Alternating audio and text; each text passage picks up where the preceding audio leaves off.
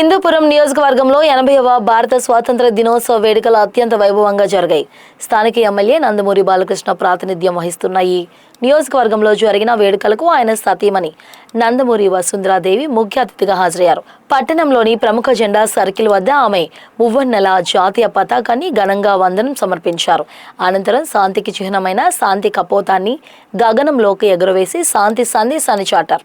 ఈ సందర్భంగా విద్యార్థులు అత్యంత ఉత్సాహంతో చేపట్టిన భారీ 1000 అడుగుల జాతీయ పతాక ప్రదర్శన ర్యాలీని వసుంధరాదేవి జెండా ఊపి ఘనంగా ప్రారంభించారు.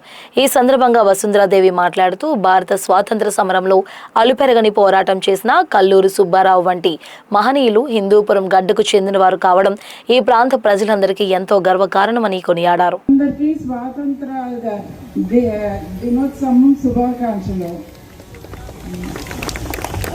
మనకి ఇండిపెండెన్స్ వచ్చి 80 years అయిందండి. బట్ మన రైల్వే రోడ్కి ఇవాళ ఇండిపెండెన్స్ వచ్చింది. Today is a very special day. మనకి కల్లూరి సుబ్బారావు గారు ఫ్రీడమ్ ఫైటర్ని గుర్తు చేసుకుంటూ మన ఊరు వారు అయినందుకు we're very proud of him.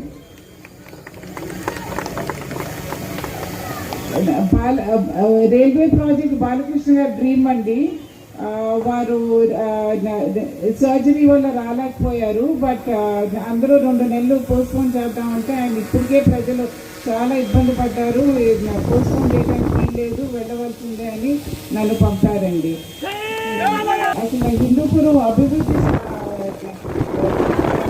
మామూలుగా ఎన్టీ రామారావు గారు ప్రారంభించారండి.